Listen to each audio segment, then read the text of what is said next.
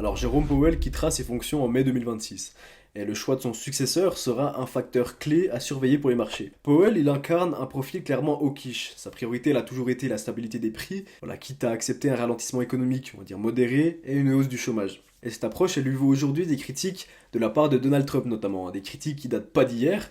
Voilà, elle porte principalement sur une politique de baisse des taux qui est jugée trop lente, trop prudente, hein. Trump, il plaide pour des taux plus bas afin de soutenir les marchés financiers. Faire reculer également les taux longs, hein, ça permettrait de soulager la dette américaine et de faciliter l'accès au crédit des ménages, en particulier sur le marché immobilier. Voilà, l'immobilier, c'est un pilier central de sa politique, hein. Il veut la possibilité pour les Américains de détenir une maison, voilà, qui est un socle du rêve américain. Et il en parle très souvent. C'est d'ailleurs dans cette logique qu'il s'en est pris frontalement aux investisseurs institutionnels comme Blackstone par exemple, aller jusqu'à les menacer de leur interdire les investissements dans les maisons individuelles. En tous les cas, le choix du prochain président de la Fed y revient au président américain, et plusieurs signaux laissent penser que Kevin Hassett pourrait être un candidat sérieux. Une question s'impose aujourd'hui, question notamment évoquée par Jérôme Powell, c'est celle de l'indépendance réelle de la Fed, qui est aujourd'hui menacée. Voilà. En tout cas, les décisions à venir de Donald Trump, voilà, de son administration et de la Federal Reserve, elles constitueront un catalyseur majeur pour les marchés, hein. Elles alimenteront bien sûr la spéculation, renforceront la volatilité et feront de 2026 une année particulièrement sensible pour les actifs financiers. Voilà, c'est